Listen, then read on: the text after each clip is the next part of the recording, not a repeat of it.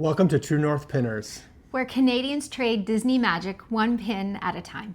So, Care, I think maybe we should start at the beginning. So, 2019, our family started to go to Disney a little bit more. And for about 4 or 5 years, we thought this is as good as it can get. And then? Disney pin trading came into our life. And how did Disney pin trading come into our life, Care?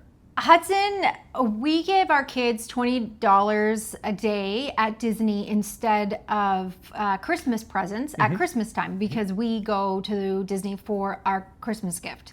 And so he decided to spend his money on Disney pins. He went into the Polynesian gift shop. Found an investment. And he dropped all of his hard-earned US dollars on Disney pins. He found the most beautiful Stitch Disney pins you could imagine. Went crazy for Stitch. And blew all of his cash. And he was thrilled. He was thrilled. And then we definitely were concerned. Yeah, well, I mean, each pin is $17, $18, sometimes more. Yeah. Yep. And then to our pleasant surprise, he was flocked with other children. Yeah. They just like boosh, showed up, and they had these special carry cases, and they had these collections, and they had big pins, they had small pins, they had mystery pins, they had hidden Mickey pins. Yeah. Like it was like things we had no clue about. Yeah, a whole new world. And he wanted to go around the resorts and the parks and find these boards that he had heard about. Right. And they were in the shape of Mickey Mouse. And he wanted to go and trade on these boards with these very, very expensive pins that he purchased. And so what does a mother and father do with a teenage son who wants to hang out with them? Well, you find anything that they're interested in. Yeah. And this is credit to you, Karen, because I had a hard time getting interested in pins at first. Well, we said, like, I guess we just follow him. Like, grab a coffee. It's not stressful. You're just walking from pinboard to pinboard on your way to Space Mountain or whatever you're doing. It's not like it was hard to do. So we're like, okay, he wants to hang out with us. So here we go. So what did you do, Care?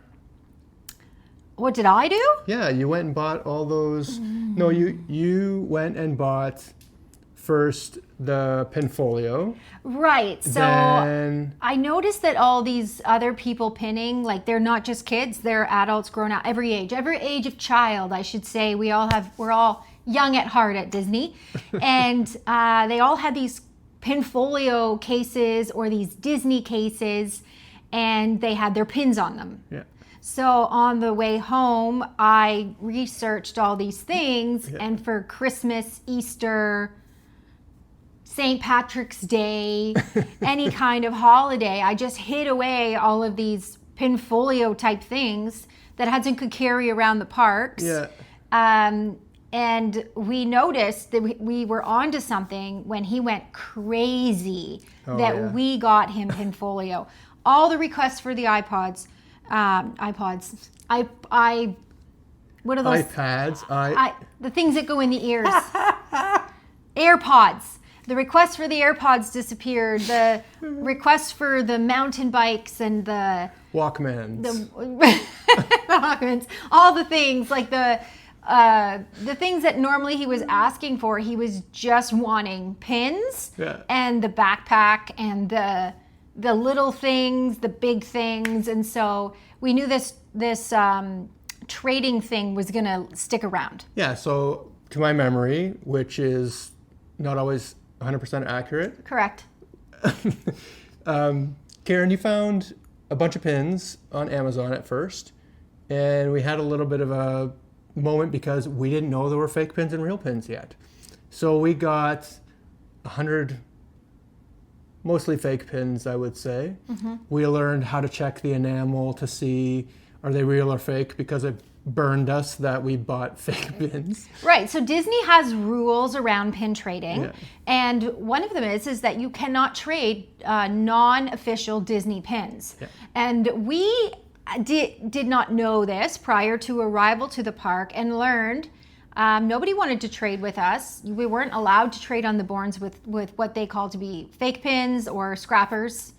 And so we had to learn the rules and etiquette of Disney pin trading, which we will make a video of for you, but also we'll post the rules in the link below so that you can get onto your Disney journey without wasting your money on Amazon and showing up at the park totally embarrassed, looking like you're trying to rip these pros off of these expensive, beautiful pins with these crappy fake enamel pins from social media, people buying them in bulk and selling them, or just buying them right off of secondhand stores. So if we had to summarize, we started Disney pinning by mistake with our son, and it ended up being extremely bonding, extremely fun.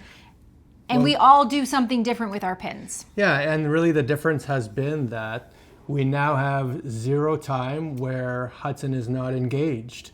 Even at home, he is getting out his pins, organizing them. When we get to the parks, he immediately goes to the pin boards at any resort. In the morning, Karen and I can have coffee while Hudson goes around to the pin boards, repetitively checks them. He is always on when it comes to that. If there's downtime, we don't necessarily have to go into park. We travel around the different Disney transportation options to different resorts where they have pin boards. In the parks, when we walk around to different rides, there's never waiting. We're always checking out our pins in line, or finding staff with pin trading lanyards, pin boards around the park. So it's added this extra layer of a never-ending treasure hunt. Something that our family has just continued to bond over, and we really just want to share that with you and your family. Yeah, so if you're looking at getting into pin trading, you'll have your own way, you'll have your own introduction. The best way to get started is to just get started. Buy some pins and trade them, and watch our other videos on the best tips and tricks on how to do that more affordably as Canadians, because of course we have that exchange rate to think about as well. So we hope that you have a beautiful Disney pin trading story as well. But in the meantime, we'll see you real soon.